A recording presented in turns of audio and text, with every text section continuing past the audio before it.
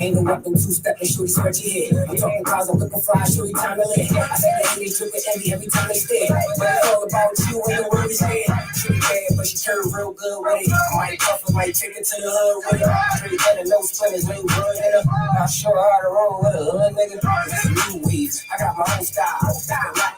Might check it out. I see the shorty, she grooving, she see your legend out. I see the space, I'm losing it, then we check it out. Might check it out.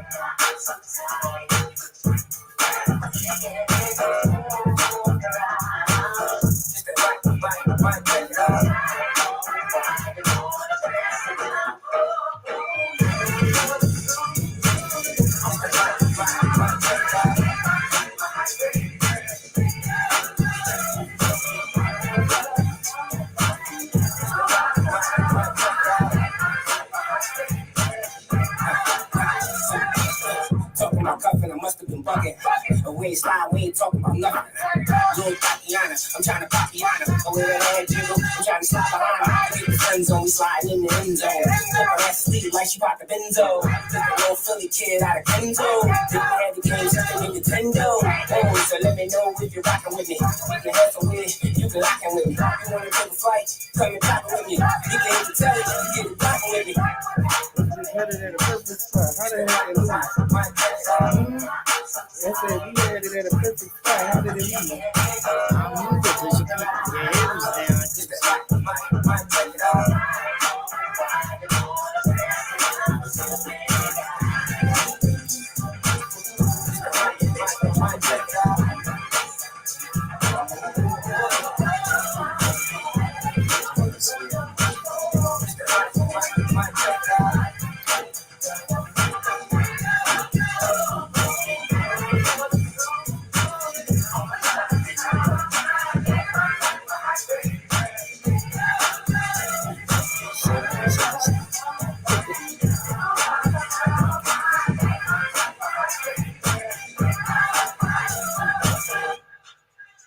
All right. Y'all remember that? Y'all remember that joint kid play house party ain't my type of hype. We're bringing that back. That's that good old boy. Yes. Spark Easy. Welcome to the Comfort Level Podcast. Welcome.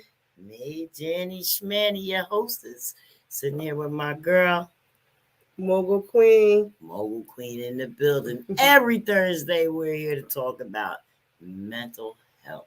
Yes. Getting our heads together. Mental health. I've been running around. I'm mental right now. Like I'm mental right now. Whatever you want to call it. I'm manic. Yeah. Tune in because I got a hyper rhythm. No, I'm hyper all the time, guys. Turn that off. I just wanted to make sure y'all can hear it. Right. I'm hyper all the time. And reason why I'm hyper is because I'm always building, you know what I mean? I want to make good impressions and things like that. But before I talk to you a little bit later on about making a good impression or your standout first impression when you meet someone, we're going to talk a little bit about mental health, and we're going to get Janika Quinones, better known as Mogul Queen, Rare Jewel. Yes. MQ Consultant. MQ Consultant Agency. We're going to give her the floor. What's going on, y'all? Y'all already know I'm Mogul Queen. Real name Jernika, for those who want to know my real name. And I have a a nonprofit organization here in the city of Camden called Rare Jewel Nonprofit Organization, where we raise awareness for traumatic brain injury children related to near drowning. And in efforts, we collect and distribute life jackets and give them out to children 5 and under. Also, I have an MQ Consultant Agency where we take in children that are having trouble with school and assist the parents with legal documentation on the behalf of the consultant agency so we can adjust the educational setting so the child can thrive within the school system and be able to graduate on time, and creating just a community safety plan. We take bullying very serious. So if you have a child that has been bullied in the city of Camden or in surrounding areas, please reach out. We do take bullying very serious, and we write out legal documentation on behalf of the parent. We even had some cases that had to go over to the police station, and children were prosecuted to the fullest extent of the law. So, it's a lot of things. In order to get a child out of a mental impairment state, we have to create a mental wellness state. And the only way we can do that is by creating a plan or a treatment plan for them to move forward. You can't have them just say move forward or have them forget something that they can't already forget. So in that instance, we create at my consultant agency. Not only do I help out with the legal documentation portion, I also create a safety plan within the school system so the child can thrive. And it has been making an impactful change with children. We have seen the impactful change with children. Also, is really a very big heightened mental health crisis going on right now in the city of Camden, with children as early as 10 years old, going up to that adolescent stage where they're around 20 years old. And we have had a lot of murders going on in the past couple of days. But one I want to talk about is one of the youth that committed suicide. So, hey sis, thank you. The child in question, that committed suicide. We have talked about that through my seminar. Also, that I have a seminar called, traumatic brain injury versus trauma care, where we go into the neurological process of the mind and figure out why a person becomes depressed, anxiety, panic attacks, what happens neurologically. And we also have dug in deep enough to know that the neurological process, the cells start to degenerate and causing the brain to go mentally impaired. That's how the brain goes mentally impaired, and why they call the underlying cause, not the diagnosis, the underlying cause, a mental impairment. And very fast, we have stated that a person could go from mental well to mental impairment and then include death. They can die very fast. Sometimes it goes real fast, or sometimes it takes years. But the life expectancy is very short with a person that has mental impairment. So we have to keep on moving forward with, just being vigilant with our children right now and making sure that they are keeping themselves mentally well, or asking more questions as a parent or a legal guardian, or just, in a safe place as a friend, a family member, just being in a safe place to say, because a lot of children's parents are their triggers. So just being that friend that's saying, okay, or that family member to say, hey, how you doing? How was your day? Like, how has your day been going? And just looking for them signs of excessive, like, very sleepy or very standoffish or very like, just not doing the normal things they normally do, not really eating, taking care of yourself, maybe less showering, less communication. So, you could just look for all of those signs with the child to know when something has shifted, from them in their neurological process, because sometimes they'll even keep on saying that they're sick, they don't feel good, they're sick, and they are sick, but they don't. Wow. That's why they don't know what kind of really the illness is, because it will presume itself to be a virus. You would think they got like a common cold, but that's them, just their neurological process, the degenerative cells dying down. Now, as a woman, we have babies, we have kids. Yes. Even the fathers deal with this. So I can say anybody. The baby can't talk. So you listen for the sounds that the baby makes, the baby crying, the irritability of the baby, right, the temperature of the baby, all those signs. Is the baby wet? Is the baby hungry? Is the baby sick? all this stuff is the same Thing, thing that you yep. got to carry on all the way up until I would say death. I would say until you're gone. Right. To watch your loved ones and your community, your people, or anybody that you deal with, to see if you see different things transpiring in them. When you see that stuff and you notice there's something, that means that's the red flag right there. So you may dig in it. It might be just a 5-minute mood that somebody might have, but you need to know that. You know what I mean? Because we're trying to make sure that everybody is okay. You know what I mean? Because everybody doesn't feel the same way about everything. I have a comment here from Mayu Rodriguez. She said, the problem is we don't have too many people in this world that actually cares. That's right. And she's you know what? The love for people have died off over the years. Just talking to an elder yesterday, she said it's dangerous to be alive these days. It is. And it's dangerous because people don't care. People are not loving people no more. People are looking just for the face of just to be using the next person. So it starts early too, manipulative and narcissistic ways, and just being that person that's just looking for that chance to basically do someone wrong is really present these days, and they really hunt and look and seek for those people. It's girl and boy relationships now. Like the girls is like becoming like the men nowadays. So now the men and the women are not really finding each other as a couple. It's so many different things going on. She says everyone has a comment about something or someone, but no one has an actual solution for the solution. Yeah, and you know what? I'm so tired of hearing people say, well, I don't only talk the talk, I walk the walk. The walk is over, dog. You don't walk to the end of the road, okay? Nobody's walking the walk. No one is, okay? We need to fly the plane now. So there's no more co-pilots. We need all pilots, all ace. Yes. And I had put up a bold statement yesterday on Facebook, and it opened up a platform. I said this is what the Camden City School District should be focused on. Was I wrong? No. Was I right? Yes. Was I maybe wrong for putting it so bold out there? Maybe. No. But at the end of the day, I felt like this. I put so many laws up there that was going on in the school system, right?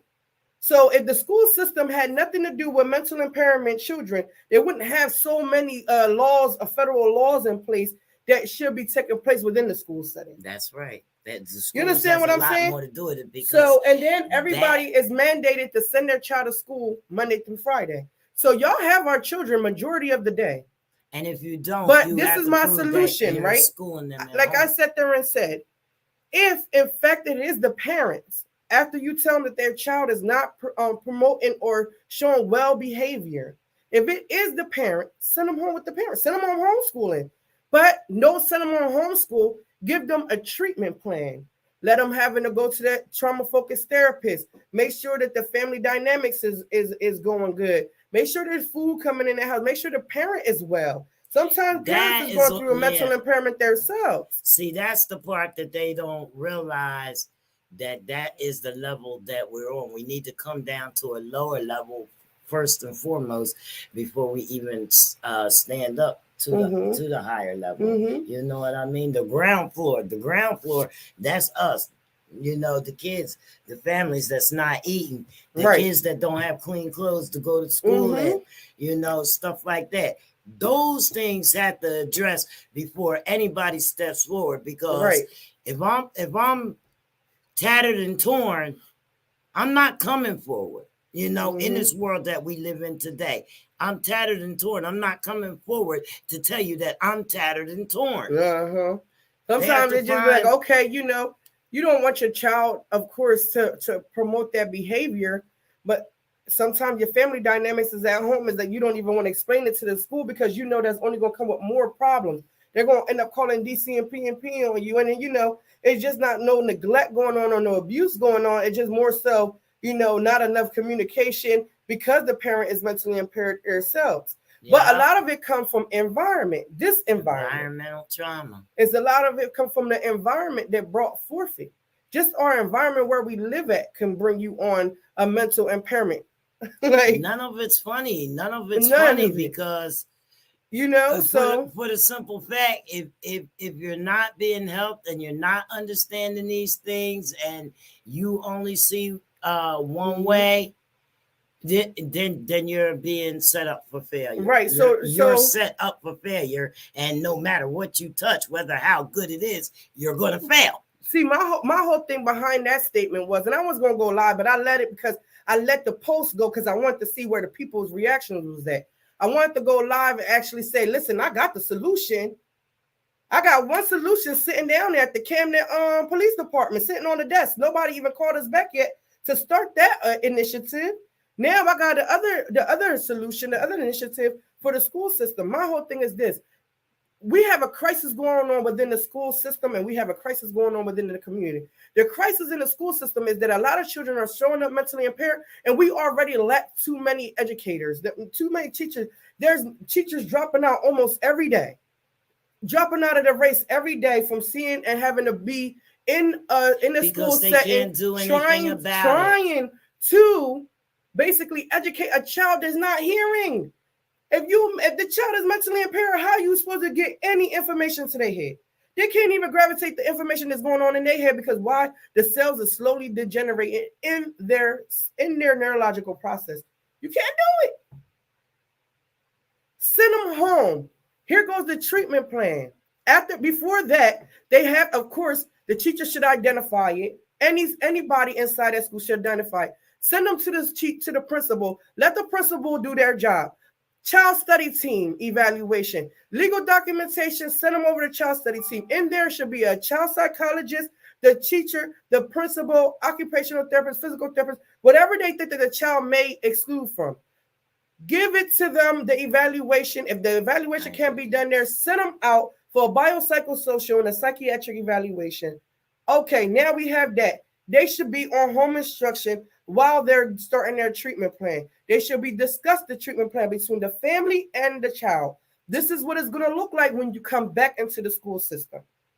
Coming back into the school system, you already know your treatment plan. That might be you go to a classroom, you leave the classroom for 10 minutes to get that breather, or you might have to only be in school for half of the day. Some kids can't stay that long in there. Their attention span is not that good right now. They mentally impaired. Send them home. Demonstrate good behavior in the school so like that more children could come in with good behavior. But if you allow all these children in there that are mentally impaired, you're going to create more mental impairment within the classrooms.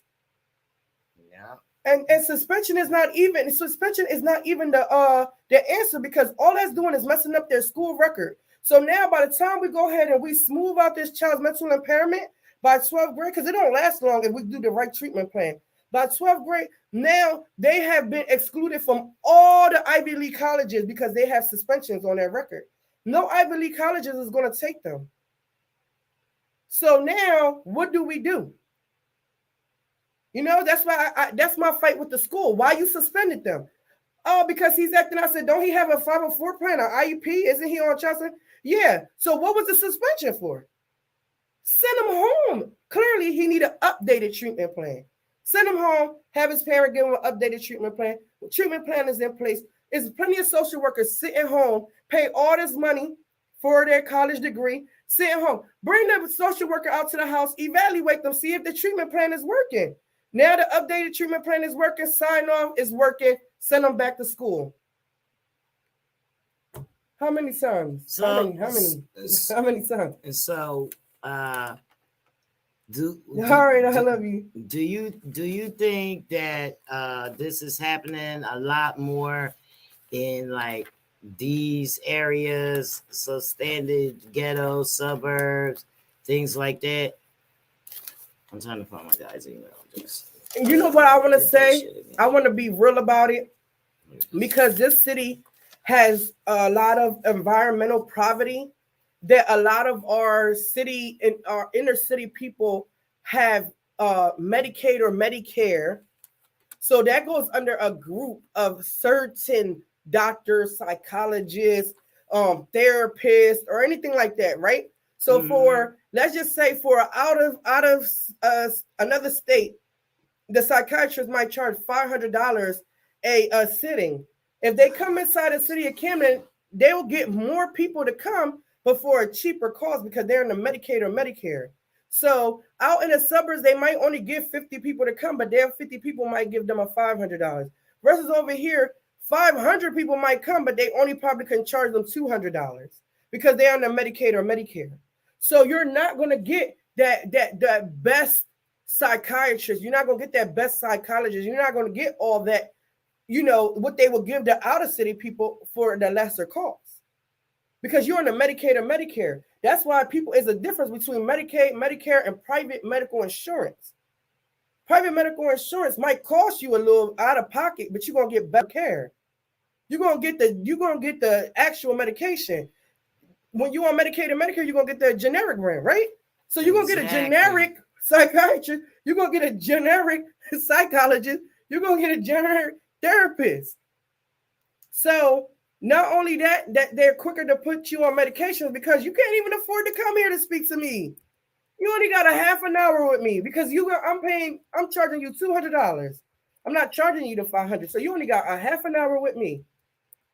They put them on the medication and they don't even read the leaf note to you. They're saying that this medication may cause suicidal thoughts or ideations. They don't. Send them home. They say come back in a month. That it takes a month for the medication to work.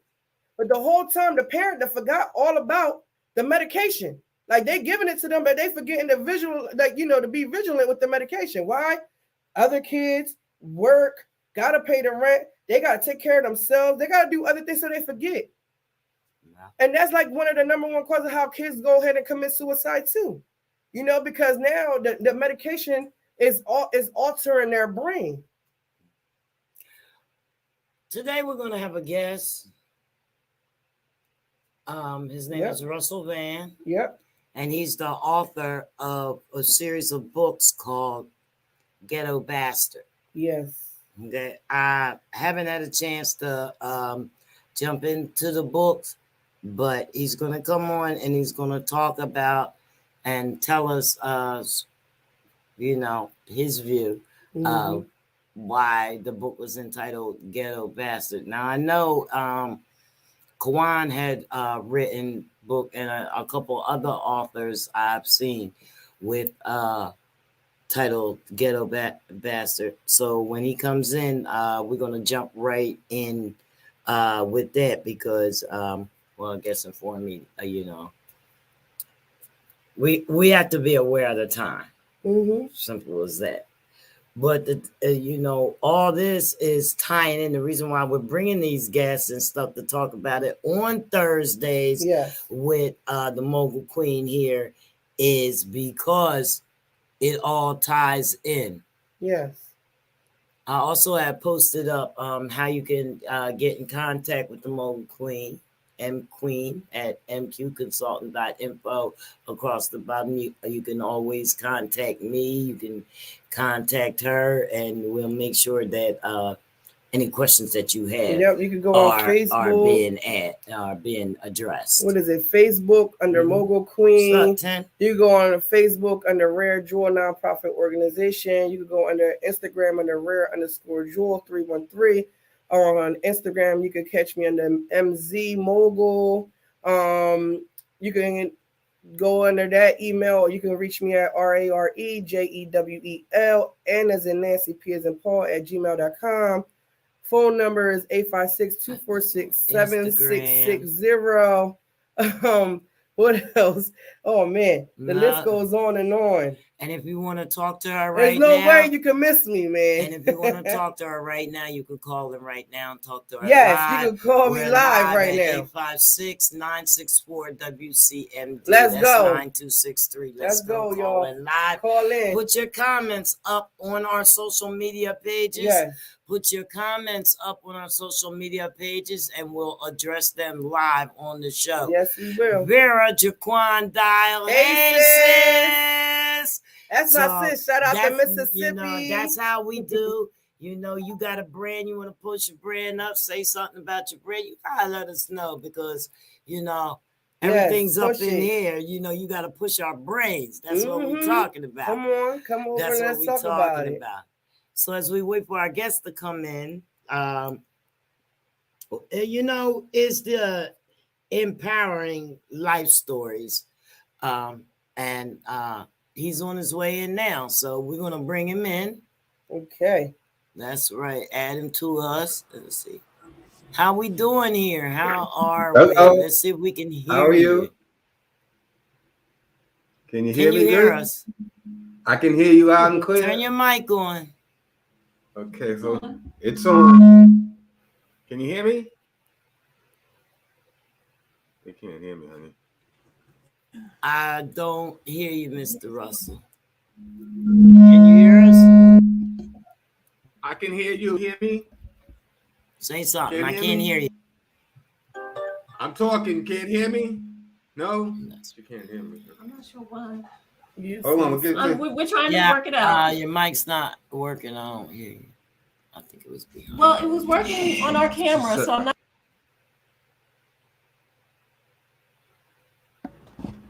That's all. Don't do that.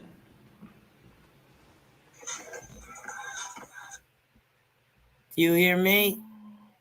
All right. Well, we have a simple solution. The phone number is on the bottom of the screen. Yes. If you could stay on the screen and you could call the phone number, we can proceed.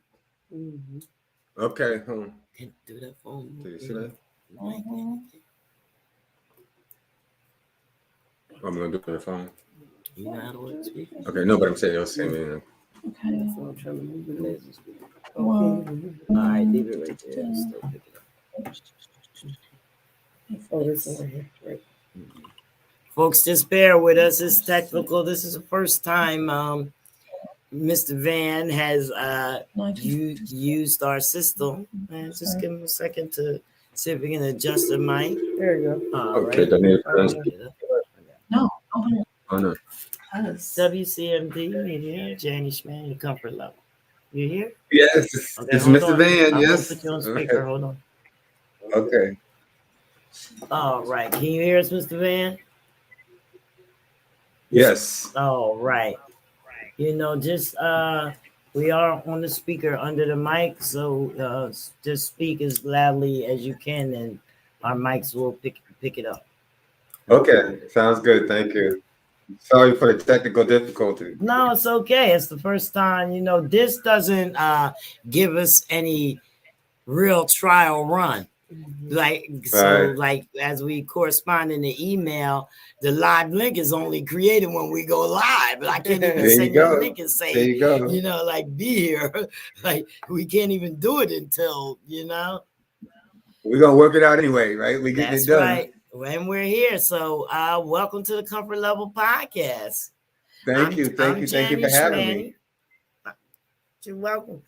I'm Janie Schmanny, the hostess, and this is my Thursday co-host, the Mogul Queen. Yes. She has you tell it. Okay. Yeah, well, I'm setting up because I want my guests to see. Tell them what you have. I have a lot. All right. Well, I have a nonprofit organization here in the city of Camden called Rare Jewel Nonprofit Organization, where we raise awareness for traumatic brain injury children related to near drowning.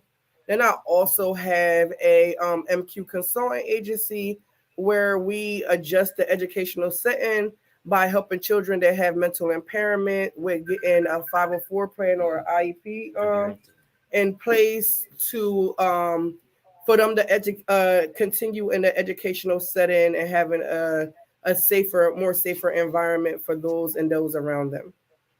Wow, that is wonderful. I mean, that kind of work is not easy and a lot of times very underappreciated. Yes, you're right about that. Definitely. You hit it right there. That's because we don't know how to appreciate it yet. Right. Well, you know, I myself in the past have taken care of people with different types of disabilities, and it's when I say it's very underappreciated because they ask so much of you, and I'm not saying the individual as itself, I'm saying the system, but yet they don't pay you. Right. Absolutely. You know, I've worked jobs where I've had to, you know, take care of toilet people. We know what the word toilet people mean, you know what I mean, and do that. And you know, that's humiliating, not humiliating, but humbling for the individual having it done as well as the person doing it. You understand? But it's something that needs to be done, but it's something that not everyone can do. And they usually have people working those jobs that aren't really a lot of times they're foreigners, to be honest. But a lot of times it's the only job that they can do. So they're not really, a lot of people aren't in it for what she's in it for, which is from the heart. They're really like, okay, it's work. They hire anybody, you know, sometimes. And, you know, let me do what I have to do. But it's just an under-bad job. You should be getting top-notch dollar because they're taking care of people, they're taking care of most vulnerable people in life, people with disabilities, you know, elderly people. But, yeah. I'm sorry for rambling. Oh, no, that's fine. No, you're not rambling. We're here to listen to you. That's the reason why we're here. I was over here just I never included that I do this from a passionate place because I once was one of them troubled teens running around here with mental impairment from childhood trauma, and I felt like the educational setting had failed me. So after I got myself together, I went to school, became a nurse. I decided to come back and help my my community out by having now this basically outreach consultant agency where I even help the parents go further and basically go ahead and put in for grievance and sue the actual the school system for failure to educate the child in the school setting. So, you know, I'm working under federal law, so it's all about the children, because if we correct the educational setting, then we won't see so many of our children being pipelined to prison. That's the whole goal. I think what you said and it's so amazing because I mean, we definitely, I mean, you look like you're about 25. I'm in my 50s. 25, I wish. But thank you. But my book focuses on something back almost more than 50 years ago in the 60s, and it speaks about growing up in the ghetto. But my dilemma in my book and what it speaks about is being fatherless and being motherless. I was raised by my great grandmother. My grandfather's mother raised me.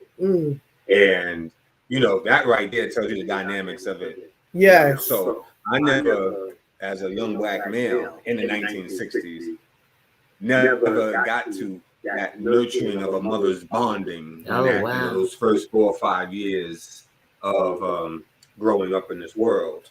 And so, you know, you're subject to the teachers on the street, you know. Yes. And when the teachers are the street, it's mistake, trial and error. And sometimes the mistakes in the trial and error ends us up in jail or dead. And how that comes around is that a lot of our young minorities, now I can't speak for everybody else, I'm just saying the minorities, not that everyone, other races don't have it, so I don't want nobody coming down on me. Well, we know about us. But we have undiagnosed past PTSD. And we're walking around with that. And nobody understands that. And that affects our relationships. And when I say relationships, I'm not only talking about our intimate relationships with, you know, our partners, but our work relationships, our family relationships. People haven't just communicated. And unfortunately, because our people have a high out of marriage birth rate, which is something like 50%. I'm thinking it's almost 70%. We don't have the two people nurturing this individual. They turn out like me, a knucklehead, you know. Or no one nurturing. Ghetto bastard. Or a ghetto bastard.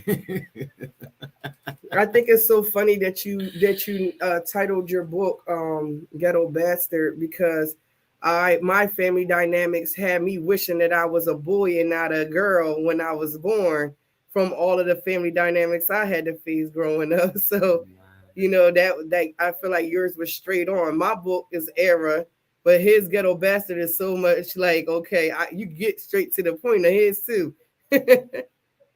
Listen, I mean, right now we talking, 1968. That's when I was born, so it was even worse of a stigma back then. I was Nobody there. wanted to be associated with you, but now look at this. These celebrities are walking around with these bastard kids, and they call them love childs. That's my love child. You understand? No, those kids. Until the marriage, until the relationship.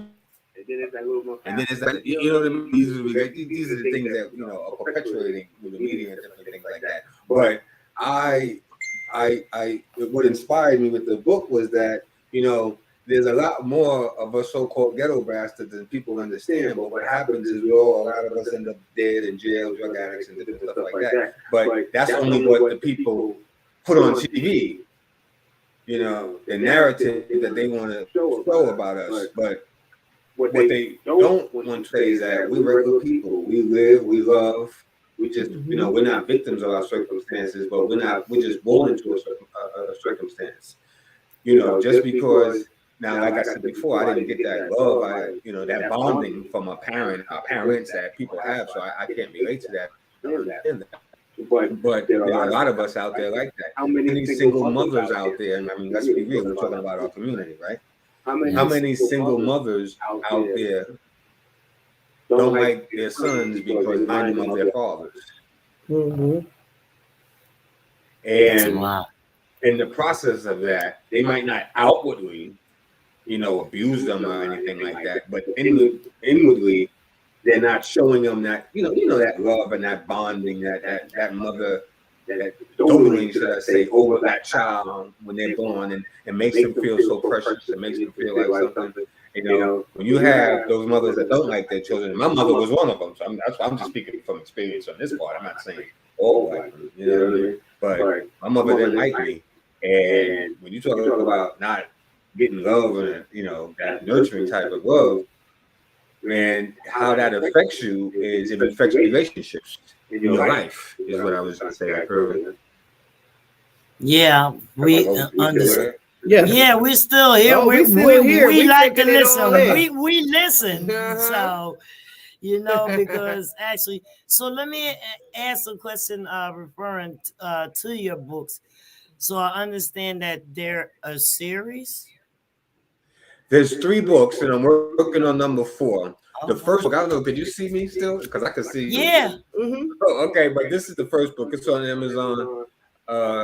It's called Ghetto Bastard, and that's the first one. It's just the introduction, and it's speaking about me growing up and how I came into circumstances, growing up without a mother, father, and raised by my great grandmother in the Mott Haven section of the Bronx. I was talking to somebody the other day, and I said, I was going to the Mott Haven section of the Bronx. He said, oh, never heard of it. I was like, you never heard of the Mott Haven section of the Bronx? It's like notorious.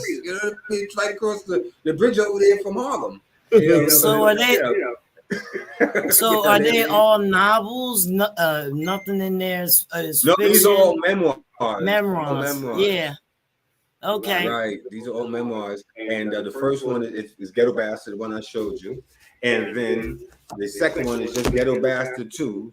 The story continues. And it's just up and coming story, coming of age story of a young man from the ghetto. And part 3, which is called Life After Death. Oh, wow. Okay. And I'm working on number 4 called The American Dream. What my focus on with the books was to humanize our people of color from the ghettos. Yes. Because what happens is you always hear about these people getting shot, that people getting shot, these people getting arrested, the jails are full. And what that does is desensitize us to the incidents. And what I wanted to bring out is that we're human. We're human beings. We're not statistics. Absolutely. When somebody gets shot, so-and-so got shot. So-and-so leaves behind, blah, blah, blah. So-and-so has a mother, so-and-so has a father. But what happens is, the system is so. I don't even want to go into like systematic, but there is something definitely going on here, because if we're only 10% of the population and half of the prison population, then something's going on here. Something's going on. Like it's less of us and more of us messed up. Right. So I mean, we have to see, and a lot of us come from my background. Right. And like I said too, to reiterate, didn't have a mother and father, didn't have a grandmother, and didn't have a grandfather. My great grandmother was an older woman at that time, so she could only do but so much. So of course, I was gonna levitate, elevate to the street. Yes. And you know what's in the street. You know what I mean? I got broken dreams, a whole bunch of big promises, and and it's the streets of dirty games, it's dirty business. And also, because I was raised by a single older woman, a senior woman, I didn't see how to have relationships. I didn't see how relationships between, I'm going to say man and woman. Yeah, I understand what you're saying. I was getting it already. Yeah, so she was done with that. It's so funny how history of time repeats itself, because my figure, or father figure, or male figures, was the movies. And at that time, it was, Shaft and Superfly and Rita Hardway. Stop it. Okay, that was how I was. Jim Brown. As a young man, this is what you're basing your being a black man role model on. This is what I saw. You know what I mean? This is what I thought was, the thing. Now you take that look today. Let me find out that Antonio Fargas was your dad. Oh no, my daddy. He know what I'm talking about. And him too, Antonio Vargas and Foxy Brown. I mean, these are the images and the things that this is how I base being a man on. Now, there's a whole lot of mistakes there, because what was the first thing a lot of those movies did? They objectified black women. Antonio Fargas played. They made the women as sexual objects. So then the young black men in that era, they grow up starting to think. The woman was based on how her breath, how her derriere was, how big her afro was. You know what I mean? Not about the content of the character. You know what I mean? And I'll tell you right now, black women were strong. You know what I mean? But now they did have black imagery. Claire Patrick Jones, Foxy Brown, Pam Grier. But they were always showing her breasts. Yeah. You know what I mean? They was. Here they were showing that strong black woman, but then they were sexualizing her the same way. It's just how it works out. But I'm just saying how the movies and things like that have the impact. But now, today, what's happening, to show you how things repeat themselves, is that now it's the music, now it's the TV, now it's the booty shaking videos, now it's Cardi B's, now it's the WAP videos. You know what I mean? Because they say we don't want to objectify our women, but then everything they put on TV is doing what? Objectifying our people. All the time. Let me ask you a question, since we talking about TV and objectifying and stuff like that. What is your view on the smack? The slap. The crack. The slap. Oh, well. Will Smith. The slap. I got you. Okay. Chris Rock. I'm watching the video and I'm listening to you, so it's a little delay there. Well, listen, as a man to a man, to slap another man, oh my goodness. I mean, that's just that's saying to him, you're not a man. I can kick your behind, Now, I think Chris Rock showed See, Chris Rock has been in the game a little bit longer. I remember Chris Rock got back in the 80s. So he's been in the game a little longer. So I'm not going to say he's white because he's definitely not, but he knows how white people work.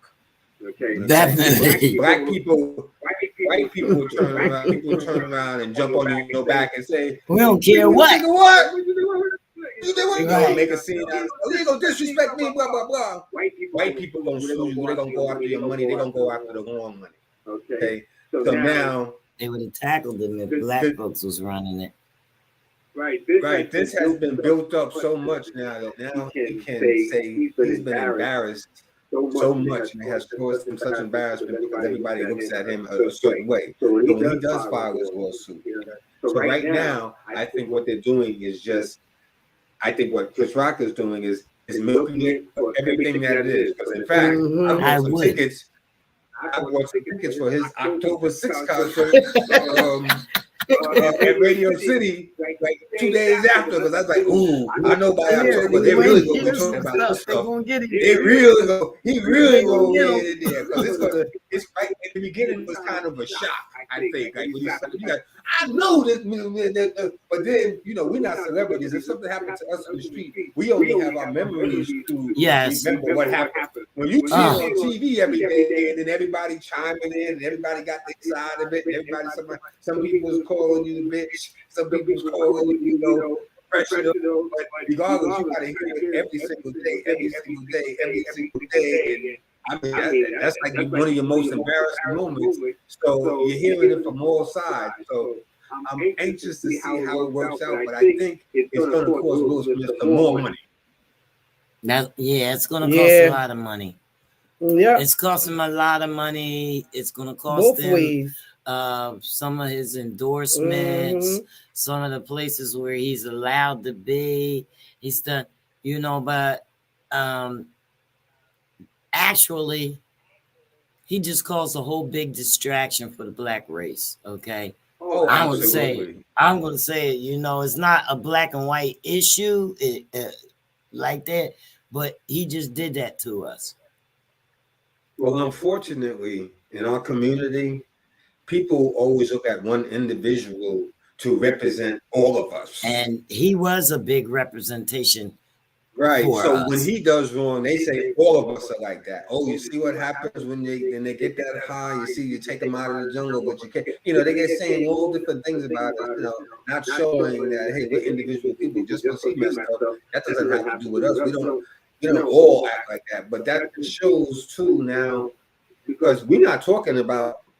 And I'm not even justifying this guy either. We're not talking about a baby Chris Brown. We ain't talking about a 20-something-year-old. We're talking about a man in his 50s. Yeah.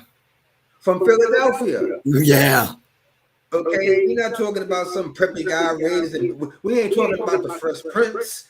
We're talking about Will Smith, the real Will Smith. Okay, so you know better. Yeah. So we have to look at that situation and also say, are you a real man? Because like a lot of the that's the reason why he did it. 50 Cent. 50 Cent. I know you wouldn't have slapped Dave Chappelle like that. That's the reason why he did it, because his manhood was on the line in the eyes of his wife. He laughed at her. I watched him laugh at her, look at her, and her give him the look, and then him get up and do something. That's a powerful because he had woman. to pull that laugh back. He laughed at her too. Well, she. And I'm not saying anything bad about her. I'm just saying she's a very strong woman. Yes. People might take her height sometimes and say, oh, but we know, and then you just look through the course of her career, and let's look at the man, that she used to deal with.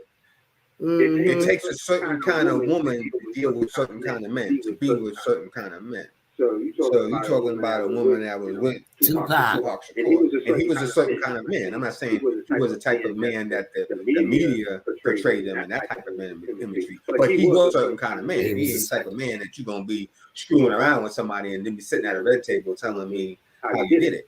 You understand? Right. So she's used to dealing with a certain type of man. Now, women, strong women, will will deal with weaker men sometimes, but they will definitely control them. Yeah, it's true. Mm-hmm. Blank face. Because I mean, that face was so. She looked like she. Yeah, you over there and that what he's just said about me. She said nothing. And you already like, in the doghouse. Nothing. She didn't even make You're really already a facial expression. in the doghouse. Like when the camera looked over there at her, it went. She had that serious face, like he looked back. He knew that. Hey, did I say something wrong? I didn't mean to start nothing. He said so much just by that. Like she didn't even really give him like that mom stare. Like I'm gonna get you when we get home. She just gave him like. I wish he would have. Knew, I wish he would have had 2 more action. minutes. I wish he would have had 2 more minutes to think about it. I know he wouldn't have did that. No, they probably already had all kind of like before talk, like before getting there. She probably didn't even want to really be there.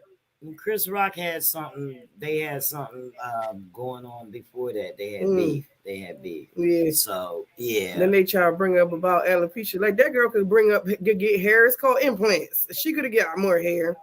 And she could have wore wig. I mean, she could have wore wig. Yeah. These braids. This ain't our hair.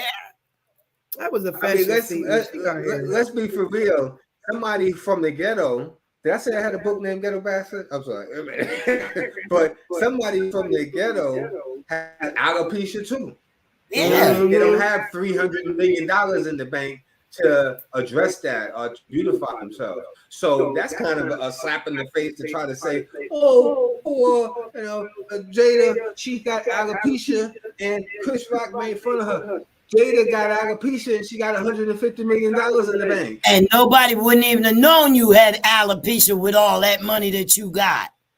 Right. If you didn't say anything about it. You could have alopecia going down into your throat. We wouldn't have seen it with the money you had to cover it up. Exactly. Because how many women wear wigs in general? Anyway, how many women have short hair? They have people. No, we got long hair in my family. We wear wigs. Mm-hmm. But like I forgot the young lady's name. She had a TV show and she had to shave her hair. One of the black chick. She's real famous. I don't know her name. Shania Lathan. And she had to shave her hair for a show. Yeah.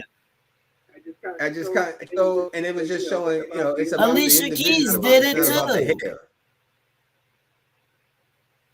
The word I didn't hear. Alicia Keys did it too. That's right. So it's about the woman. It's not about her hair. Yeah. So if you want to shave your hair, or you want to walk around bald, then make it about the woman. But don't, people. You got people out there that's gonna say something about a bald headed woman. I mean, it's people just out there. But if you're in a public eye, what do you think they're gonna act like you're not bald headed? Somebody's gonna look at it. Somebody's gonna say something. We do have people out here that just respond to anything. I mean, if you walk around here with purple hair, they're gonna say something. Much less a bald head. Mm-hmm. Well, I want to get back over to the book side because I want to know what led you to finally starting. I guess now you have a trilogy going on of the story of your life. But did you already knew you was going to write that many books, or you just decided, you know what? I think after this one, I'm gonna just go ahead and write another one. Like, what made you become so passionate to write the book? Well, that's a great question. Thank you so much. Well, first off, it started with therapy.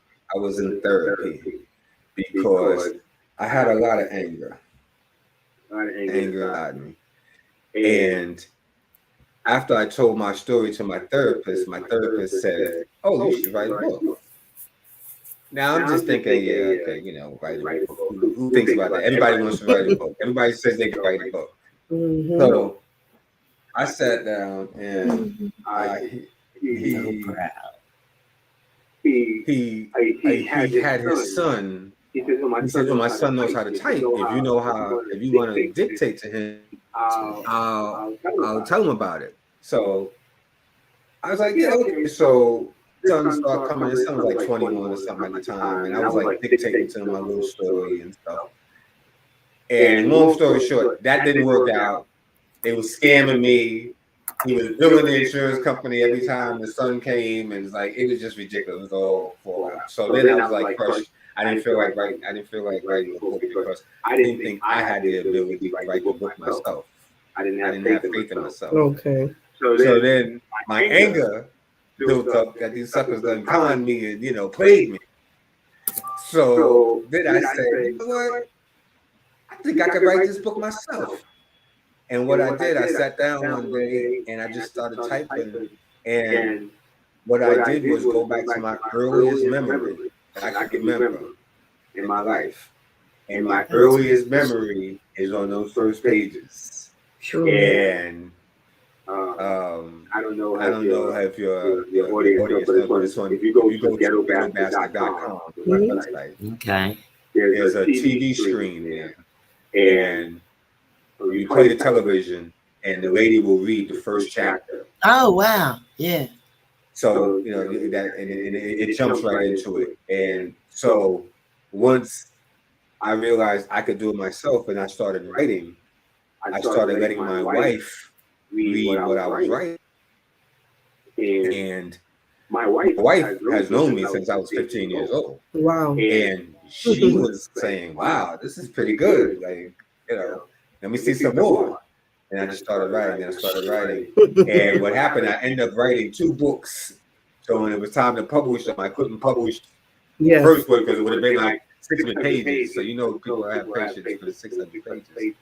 So the first book ended up becoming the 2. And then it got a good response. I started going to book fairs. And ironically, Caucasian people were the bigger buyer of the books. And I think what led to that was because the book does not glorify a lot of books that you. First of all, the title sometimes makes you think it's going to be a shoot 'em up, glorifying drug dealing, womenizing, blah blah blah type of book. And it's not that type of book. It's about life. Earlier, like I said before, it's about putting a human face on people together and us not being statistic. So when people start to read it and they read those first pages or that first chapter, which you'll be able to get on the website, that first chapter, they say, "Wow, this book isn't what I thought it was. This book is about life." And when you're talking about life, you're talking about all kinds of people because we all love. Yes. We all hurt. Yes. We all have issues. We've all been betrayed in some way, shape, form, or fashion. We all want the best in life. We all want to grow. So when they start to read it, and the book becomes a humanizing book of people who don't know each other. So I think that gets to the purchase of the book by a lot of Caucasian people. And a lot of Black people bought the book because when we sat down and we started talking, and a lot of people that were from my era, from the days of P. Barnes and Fat Cat Nichols and the dope era where the streets was infested with drugs, with heroin, and you could see junkies, falling asleep on the street. Through the crack era, where people were sitting there when crack first developed in the 80s, and people were killing each other on the streets, and Black people were going to jail like crazy. AIDS, that first hit the Black community, how people were dying left and right. My book includes all that because I lived through all that. So as I started writing and I started incorporating all those things, I started realizing, wow, I'm putting a human face on our people, a human face on the people in the ghetto, because all those things that I just described to you are things that affect the ghetto, but you just hear about the statistics, you don't hear about the individuals. So now this is a look deep inside so that you can see that we're individuals. Absolutely. And that in itself could give you environmental trauma. So like what you said earlier about the dynamics and the family dynamics at home, although you can be coming out of a great home, coming out of into the environment is enough to give anyone PTSD. That's why I say so many, like you said earlier too, so many people running around here undiagnosed with so many undiagnoses because of the visual that y'all give us on the way out the door every day. So absolutely, I have this space because I want to hear everything that anybody ever wrote. Anybody who wrote a book, manuscript, blog, or whatever. I'm ready to hear it because I'm overwhelmed. My granddaughter just published a book, her first book. 30 years old. It's a self-help manual. It just showed me that you gotta pardon me, but we're all messed up out here, and kind of, you think about how you had a hand in raising people, how they was raised, the struggles and everything that you went through. But to see that she, what I mean, I can't help it. I'm emotional. She got herself together and she can show us. Yeah. She can just in that book, I can read it and I'm so reassured. And it even helped me grow. I think I grew 10 times and only read half of it. Mm-hmm. And it's just so amazing. I just want to yes, I've thought of writing down everything that, my life and all this stuff. And I don't even begin. I wrote a title, but I can't even begin to, write anything because I wouldn't know. I don't know where to start. I'm not an author, you know what I mean? And I didn't even know, I don't even know what it takes to be an author, and I guess it's just wanting to do it and wanting to be heard and having something to say. Well, you know what they say, that the journey of 1,000 miles begins with one step. It was hard because she wasn't listened to. So, well, I mean, you sit and you say that you don't know where to start. Well, start at the beginning. I know. I know. I mean, but I try to start at the beginning, and the only beginning that I have. There's always a beginning. There's always a beginning. Hoagies, and everybody else was in school. Anytime something has happened, we always sometimes look at the end. We're seeing the end result, but nothing just happens. There's always, a progression that leads to that incident. Whatever circumstances that come in life. It's like, when you see homeless people aren't just homeless. Right. People aren't going homeless. No. Okay. I've worked with homeless people, so they're not just going homeless. There's a lot of circumstances regarding why this person is out there on the street. We just see the homelessness. Yes. Okay. Because now some people that are victims of circumstances, abuse and mental health and different things like that. Okay. But then there are other people out there, they're because of the decisions that they made. You know what I mean? The bridges that they burned, the relationships that they've severed, so that there's no one else to run to. Right. There's whole different kind of circumstances. So I mean, we always have to look at. But with you saying where to start, I say start at the beginning.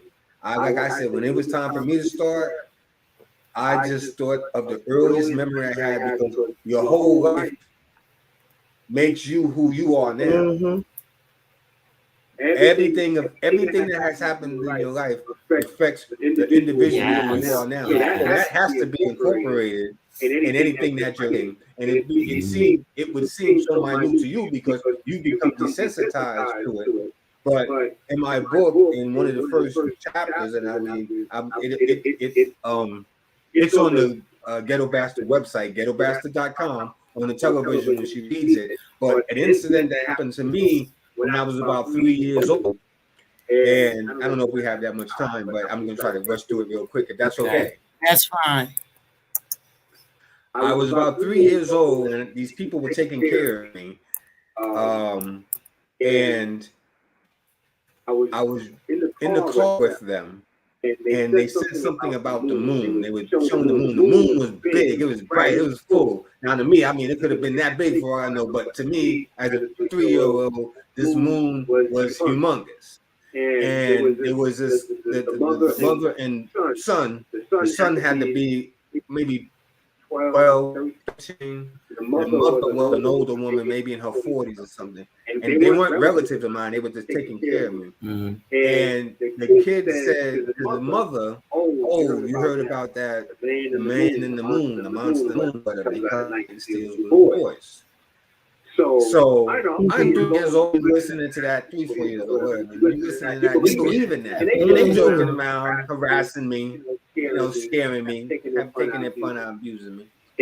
And we got to their house. In their house, they had 3 dogs. And I went to go to the bathroom, and in the bathroom, the way this house was, the toilet area was different from the tub area. So it was just this one little small room with the toilet, and the window was open. And the window was open, and the moon, you could see the moon full, right there. So I was scared to death to go to the bathroom. So I came out the bathroom, and the dog bowl was there. So I didn't want to pee in my pants, and I didn't want to pee on the floor. Now remember, this is a 3, 4-year-old, okay? So I was peeing in the dog bowl because I wanted someplace to pee, and I was scared of the man in the moon. And so when I was doing that, the woman's son saw me, and he yelled to his mother that I was pissing in the bowl. And they started to chase me, and I ran under the bed.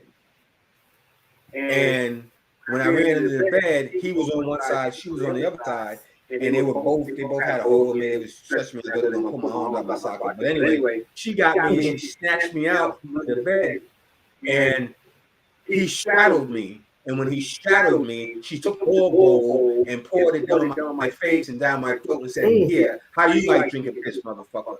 So that was at 3, 4 years old. Okay, and a lot of other things happened, but now you don't have to read the book to find out. Yeah, but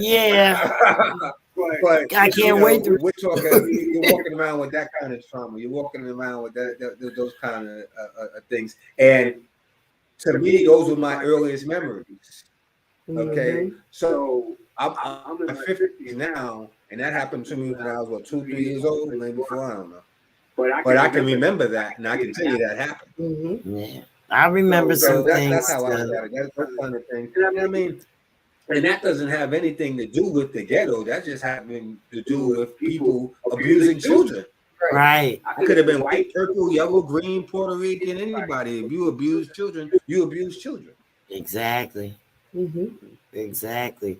And some of the things that was going on, was never, ever looked at as abuse, and still till this day. But the way a person that's, getting abused perceives it and feel about it, like you don't have a hold on that.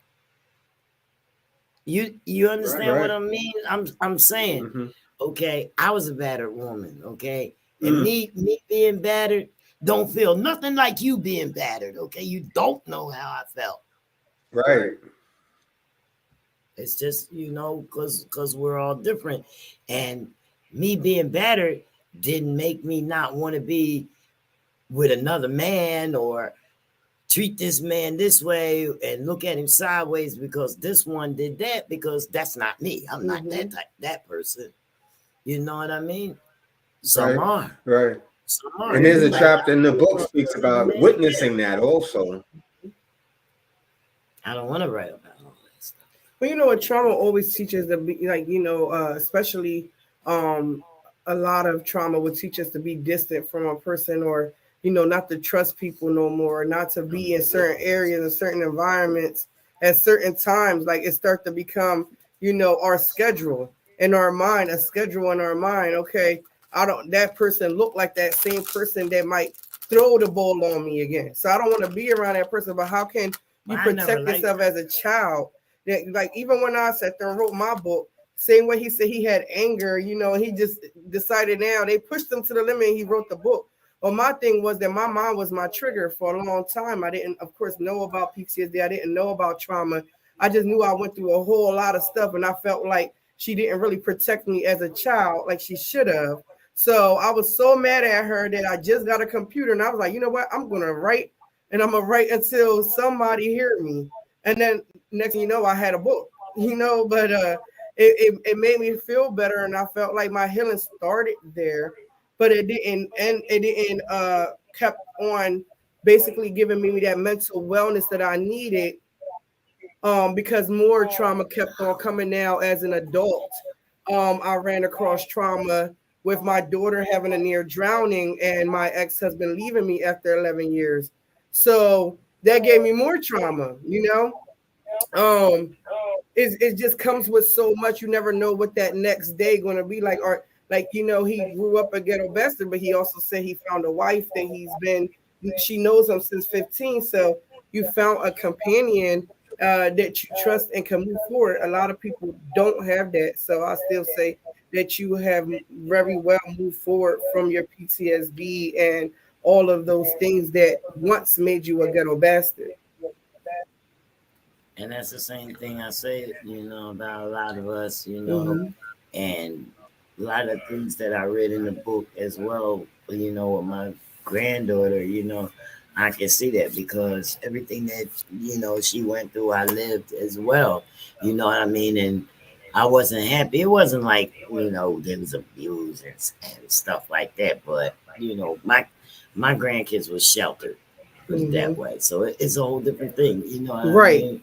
Right, we do have this platform every Thursday. I come on here and we almost like everybody that we run across through this mental wellness and mental health aspect. Stories. They all have different ways of how they were introduced to trauma. Yours came from not even knowing your parents, So would you say that that's where? Well, I knew him, but later. Was that an older right? parent? Well, more so, I was going to ask him, like, Right. was that your beginning of your trauma, like not having your parents involved, or your way your great grandma raised you was the one, like, where would you start The it? way my great grandma raised me, I mean, she's a saint, to be honest with you. And not saint in behavior, but in the saint that she was a woman in her 60s taking in a 4-year-old, which is crazy, and taking care of her elderly mother and working a full-time job. So right there, that tells you right there, if anyone's kids, knowing that she took on that responsibility of her great grandchild, not a grandchild, not her own child. So just to take on that responsibility. But the trauma, she was not an end to the trauma, but she was a mediator. Right. The beginning of the trauma, I think any child that has not been raised by their mother and has not had that time to bond, that bond that you get when you come out your mom to about 4 or 5 years old, where everything is about your mama. Everything in your mama, like we were saying before, is there to protect you, there to nurture you. And you don't get that. You can't get it back. You can't meet your mama at 10 or meet your mama at 5 or 7 years old. And just because she's your mama, there's a bond there. A lot of us fool each other with that notion, thinking just because someone says that's your father, that's your mother. Or somebody says they're your grandparents, this ain't the Waltons and this ain't Good Time. Okay, people don't automatically love you because you're related to them. And we watch those things on here. That's what you think. That's what I started thinking when I was about 26, and I realized only one that's guaranteed in this world to love you is God. Exactly. And that's if you seek Him. So many people nowadays are growing up without even knowing who God is. Like the children in school, they took it out to school. Right before you came on, we was talking about like how I explained to you about the educational setting and how I had put up a bold statement and people have felt like the school setting wasn't responsible for helping children with mental impairment, that the parents was ultimately responsible. And I had to make another statement stating that if it wasn't their responsibility or felt partially responsible, they wouldn't have had so many federal funding going into the school setting.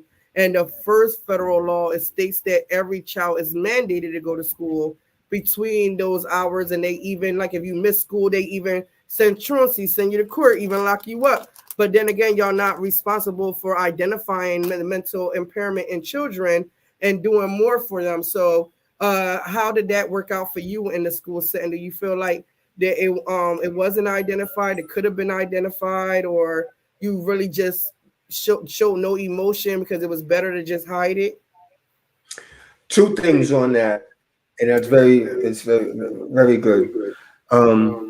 First, at some point they wanted to put me on Ritalin. I was about 9 years old because I was running a little crazy, you know. And my grandmother was like, "No, you're not putting him on drugs." So there was something going on, the behavior, but what they didn't understand was I was just acting out what I was seeing. And they didn't understand the trauma that I had been through. They just saw this 9-year-old. So they just identified the erratic behavior, but they didn't identify the cause. Right. As of today, and people, there are a lot of, like I said before, undiagnosed PTSD. There's a lot of trauma going on, especially in our poor communities, especially with the drugs and all the things and the violence that's going on. My thing is that you got $40 billion to send over to the Ukraine.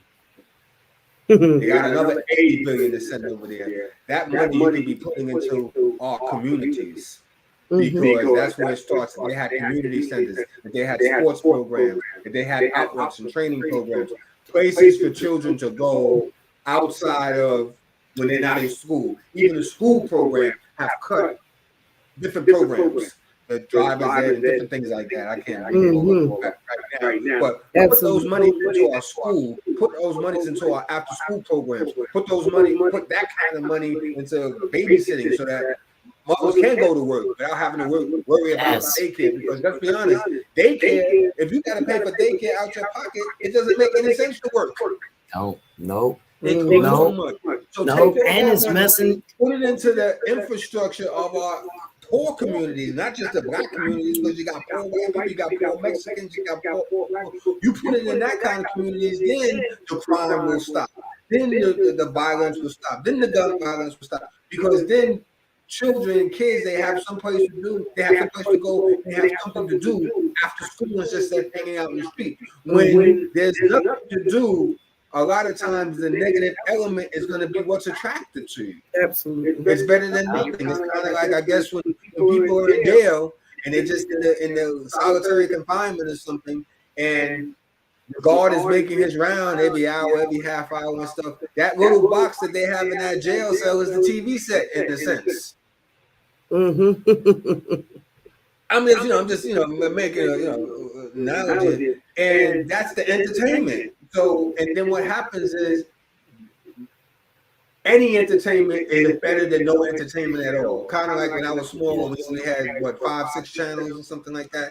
And at night, maybe there was only one commercial channel on, and you watched that even though you didn't want to watch it because it was just something to watch. So in our ghetto system, in our hoods, the negative element is just a lot of times it's a male influence. So if we, as young males, I know what happened to me, we don't have a male person to influence us.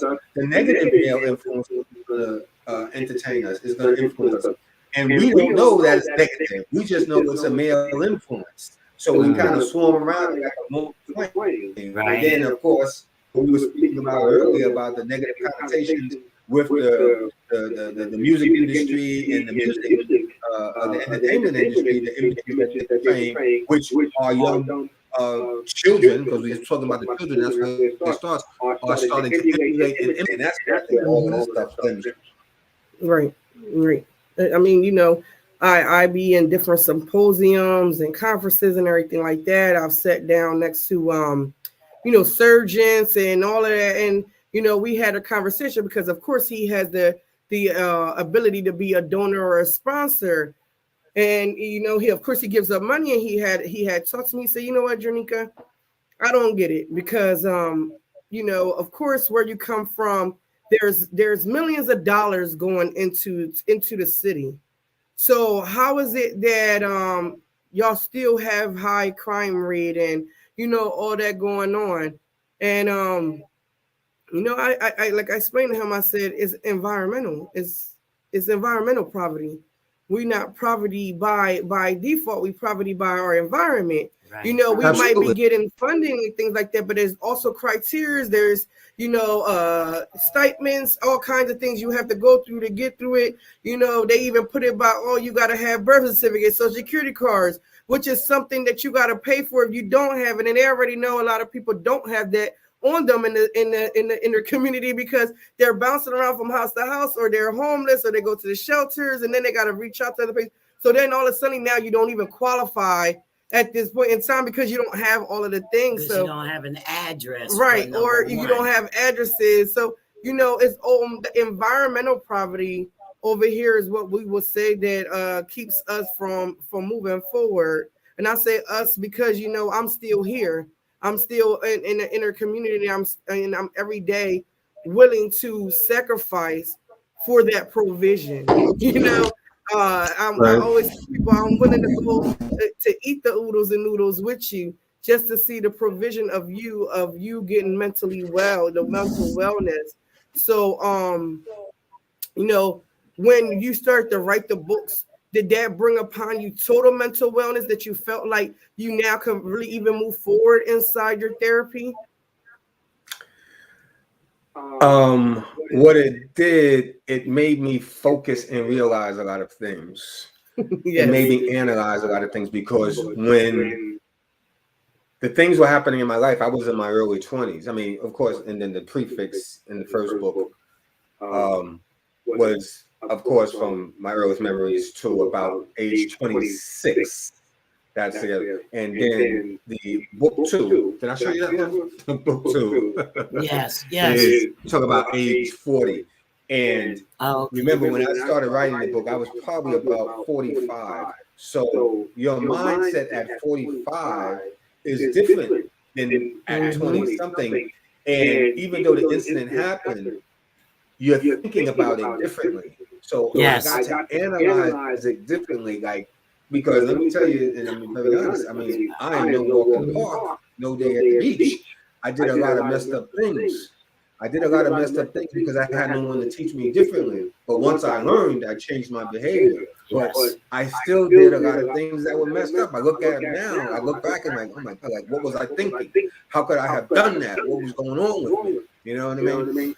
But putting it down on paper now and analyzing it, I understand that it's about being human. I'm not the only one that has gone through that. I'm not the only one that has gone through certain thoughts. Like I said before, it's a human book. I'm not the only one who has loved and lost. Right. Somebody who loved and might not have want to be with you. I'm not saying everybody. I mean, I'm just gonna put myself out there. I mean, I'm not the only one, I think, who has begged a woman to stay that didn't want to be with you. You know what I mean? That's right. Please don't go. Please. I can't live without you. You know what I mean? But, I mean, as you go older, you was bargaining. Why you want to be with somebody that don't want to be with you? Right. Yeah, that's the yeah. Well, we wasn't realizing that at the time. We thought the world was good. Please don't go. I mean, now you look at it like, what was I thinking? If you don't want to stay, leave. Who cares? Bye. See you. But that could have bad all by myself. That could have been a result of that's 54 years old talking. 21-year-old or whatever was talking like, please, I killed myself. I can't live without you. Please don't go. What am I going to do? So everything in the book is so great because that's something that I get to do. I get to look at it at a mindset of 54, right? In my 50s, at 21, and then write about what I did, and then analyze it now. So that's to do. So it's kind of going in the past and going in the that's good about it. And like I said before, yourself out. Like, why did I do that? We can all relate to all that. You know what I mean? How about a woman? I was speaking on a man's perspective because many men beg women to stay. I mean, I've done it, okay? But how about when a woman begging a man to stay? You know what I mean? I've done it. Anytime you gotta beg a man to stay, he ain't worth keeping. Right. Because a real man, none of the ones that I want the man that's gonna love you. He gonna love you, be devoted to you. He gonna give the world for you. You have to beg him to stay. You gonna have to beg him to get away from you because he go up under you. You know what I mean? That's the real man that love you. But now if you gotta beg a man to stay, keep on walking, sucker. Kick bricks. Who needs you? He ain't gonna love you the way you need to be loved. But at 21, and a lot of these women are doing that now, let's be real. At 21, it's different than at 40 something. She ain't gonna get abused like that. She'll listen. If you can't love me the way I need to be loved, then I don't need you. Some of them don't do when that you're ready to either. love me, when you're ready to love me like I need to be loved, give me a call if I'm available. That's how women do it. Some of them don't do that either because they're strong in some areas. I'm speaking for the women now. Okay. I'm 62. Right now I'm speaking for the women. I don't know some. Plus, I raised 3 daughters and 4 granddaughters. Okay, all females. All right. Now I'm not talking about my kids or anything, but I'm talking about women in general. We don't learn. We do not learn. Once we fall into a man or we like the man, listen, if we made a 1 week commitment, we're gonna try to ask you to stay. I ain't gonna say beg, but we're gonna try to get you to stay because we done went in for 1 week. Okay, we don't give up that easy. 1 week, we gonna ask you to stay. All right, I got one more question because, like me, right. I like I said, I had the childhood trauma led into adult trauma, and every time I went to go try seek help, they kept on trying to misdiagnose me, and I kept on saying, no, I don't think I'm depressed. I don't think that's it. And once I reached my breaking point, I was going to go back for that diagnosis of depression because I just felt like I needed somebody to talk to before I break all the way. And that would have been my 3rd time trying to break. So I knew I wasn't going to go nowhere. I already tried to attempt it twice. So this time I might as well have chose therapy. And when I went in for depression, the therapist who saw me, actually the one who said, this is not you, this is you. So my question to you is, did you notice something or did somebody else notice something to make you want to go seek that treatment, that therapy and treatment for yourself? I'm gonna tell you something so funny, right? And I tell you, I know my wife since I was 15 years old. So I knew something was going on with me because I was working in a prison at the time. And I don't know if you've ever been in prison, but the energy is a very negative energy. And I felt myself being different. I was thinking differently. It was just a bad part of me was coming out. My energy was bad. It just wasn't, I knew it. And I said to my wife, I was like, I think I'm gonna go, call these, because they had like little programs for if you want to do a state worker that you could call, if you needed help, mental health. Mm-hmm. And I was telling my wife, I was like, I think I'm gonna call these people. Because I was just having crazy thoughts. I think the crap is crazy. And you know it's not yourself. And she was like, nah, I don't want you to do that because then they're gonna put you on medication, and I don't know what you're being on the medication. And I was like, yeah, I hear you, I hear you, but she didn't know what was going through in my head, you know what I mean? Because this is gonna affect us eventually, And so I did it. This is so funny now. I did it behind her back first. I just went. And I called and said, hey, I'm here at the place. And she wasn't too great. She wasn't too happy with that. But that's what that led to. But now, just to show you, because I'm going to say, I'm a piggyback on this. If I did not go to that guy, if I did not seek that advice, I would not have started writing my book. Absolutely. So even though that didn't work out with him and me, that situation with him and his son and all that other stuff didn't work out, I wouldn't have started writing my book because I got mad because I thought they took advantage of me. And I was like, I'm gonna write my book. And then I started writing my book. So that wouldn't have happened had that not happened. So she wasn't against it. She was against it in a sense for me going to him, but if not, but now she's my partner. The book, all this stuff, everything that it has gotten to this point, everything. I mean, it's like, let's say 50-50. If me writing is nothing, everyone will write a book, but I mean, she did all the logistics and all the work and made all the contacts and got me out there to those the book fairs and got me recognized and got me on the Facebooks and the YouTubes and the website and wow. I didn't know how to do all that stuff. I didn't know how to write, but so what? Right. So you said it was all in God's plan, you know, like And listen, in the end, that's the only plan. That's the only purpose. Mhm. That's the only thing. I give all Absolutely. praise. When I in my book a lot of times, and I'm gonna get it go soon, but I say a lot of times I thank this person for helping me out. I thank that person for helping me out. You know, but what I have to realize, what I have to understand is that God helped me out. God Exactly. just used those people Mhm. to help me out. Don't You're give a no little praises to those vessel. You're people. just a little Mhm. vessel. Yep. Sent angels to protect you along the way. Yes, ladies, That's the Mhm. thing. I'm so sorry, but I have an engagement at 7 Yeah, I that I know. have to get ready, start getting ready for. Yes, And sir. this is so great, and I just hate to cut it short. But this has been such a great conversation. But I have to go, It's okay. and I just wanted to let you know how much I appreciate you giving me this platform, and I thank you for giving Ghetto Back the attention. And if you send the email, because my wife is like my agent, she handles everything. Okay. I'd like to Yes. send you a signed copy, if that's okay. I was going to tell you because we're going to have more questions for you when we get done reading the books. Yeah, we Okay, got to let's talk do that. again. Yes, update. Yes. You have my Okay. email. All right. Okay, And, I'll contact you have through the an email. Okay. I thank you so much. Thank you. Thank you, you Mr. so Van. much, Mr. Van. Okay. Bless It All was right. I'm gonna nice send it to you, meeting you. Ghetto Bastard.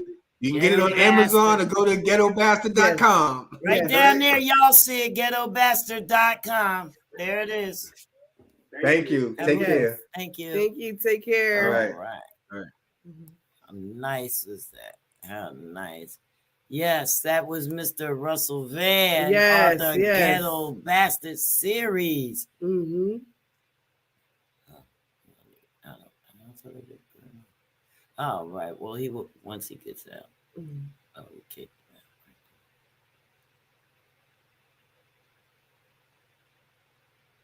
No, he's getting okay. That's how you do it.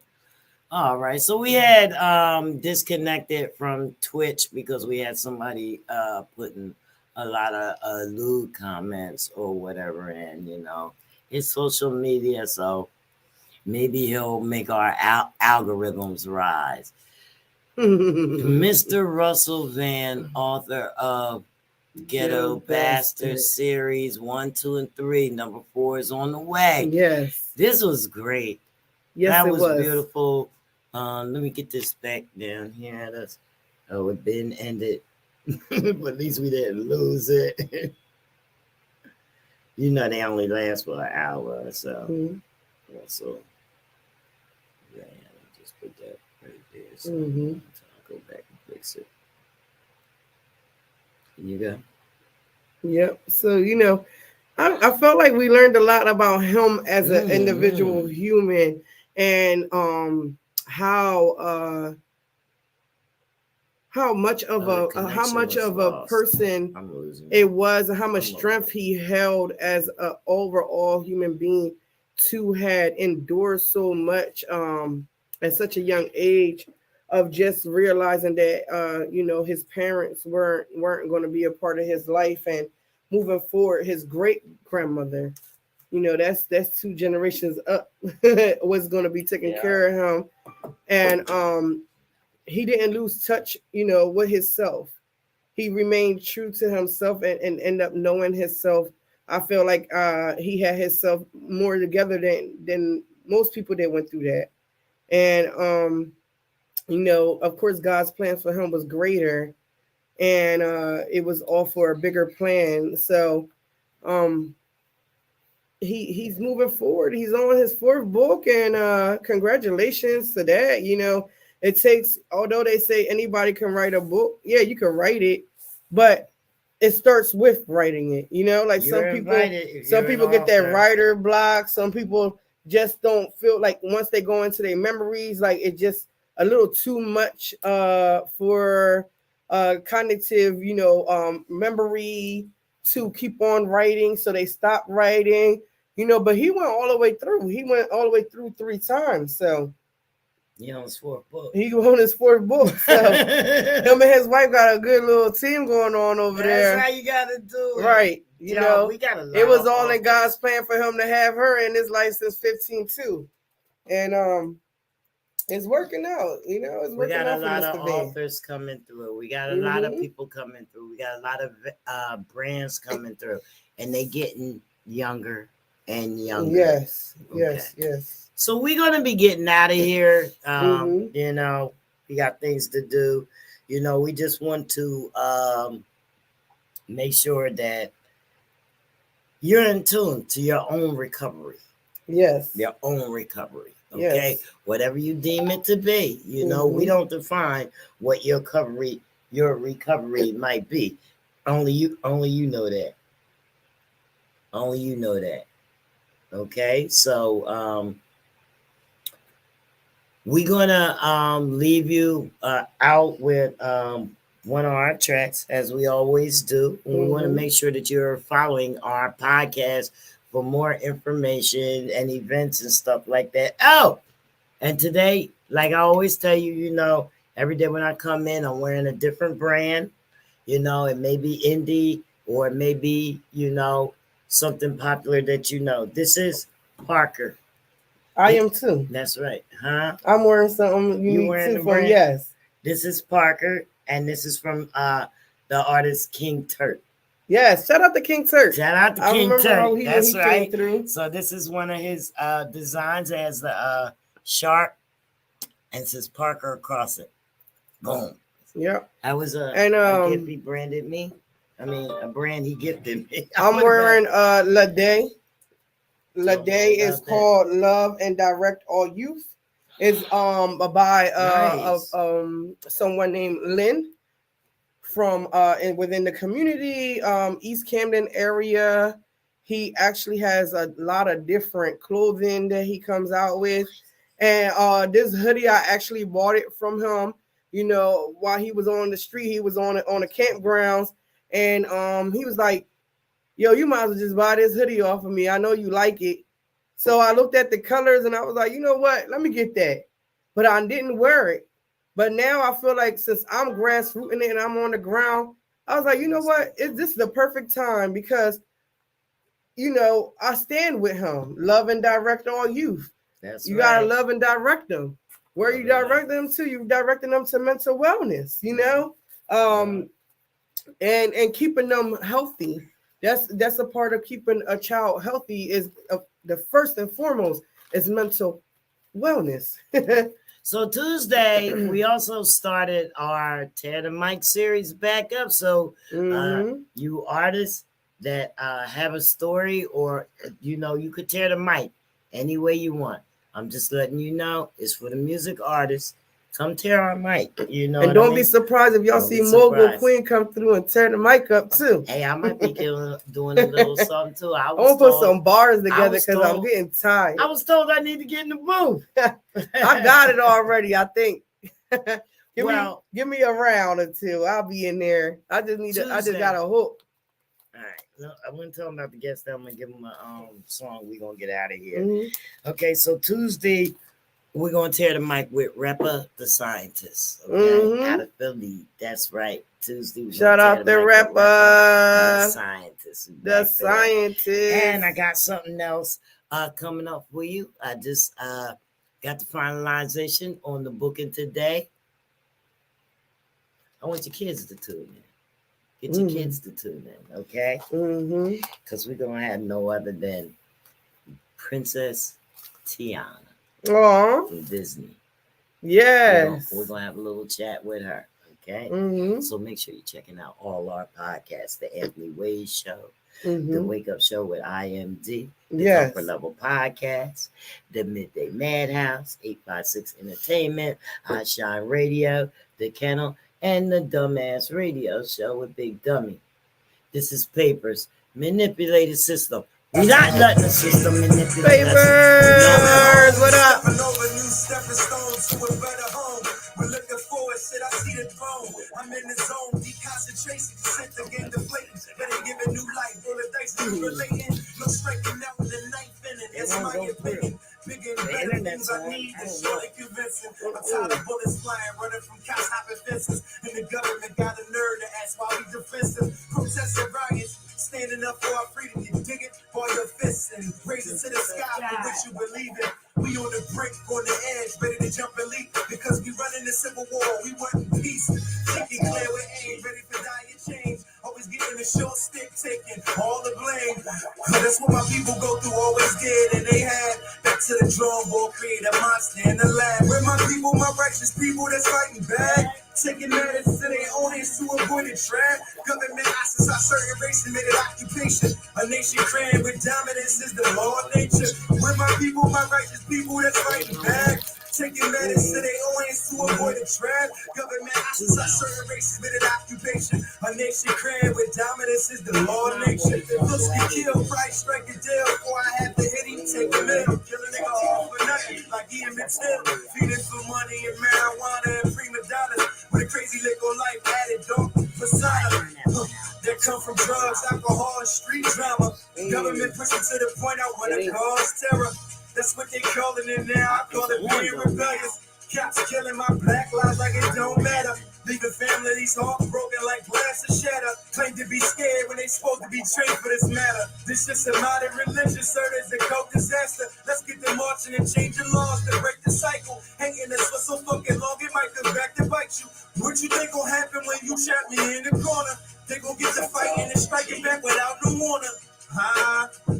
Where my people, my righteous people that's fighting back. Taking matters to their own hands to avoid a trap. Government asses are certain race and made it occupation. A nation crammed with dominance is the law of nature. Where my people, my righteous people that's fighting back. Taking matters to their own hands to avoid a trap. Government asses are certain races with an occupation. A nation crammed with dominance is the law of nature. I don't blame y'all. I blame the government for setting the trap and leaving us dead and die. They say they helping and help, there's no helping at all. Crime on the streets is still crime. More broken families and financial hardship. This should be a tax write-off for family members in jail. So they can get a cut of that 30,000 y'all make a year. I'm so sincere. And for the record, y'all started this war and you can't win it. You should have had a big joint, and maybe you did. Covered the stench, blinded our eyes, and fucked us with the crack in the 80s. I heard you buy it by the ton, distribute it out by the straw man with a fake name, the fake claims. Y'all niggas lame. We bout money and business to make deals. We feed our families and families look to us, depend on us. We see the light, but you make it dim for us. You see the trials and the tribulations that you put people through. Back against the walls, snitches and money and bills. Y'all built this empire that wouldn't fall, only to fall on the ghetto and employ the system, forever having jobs. All off for sentences handed down like it's car tickets. Now this shit crazy vivid and our babies living. What the fuck is going on? I'm about to change the gimmick. Where my people, my righteous people that's fighting back. Taking matters to their own hands to avoid a trap. Government asses are certain race and made it occupation. A nation crammed with dominance is the law of nature. Where my people, my righteous people that's fighting back.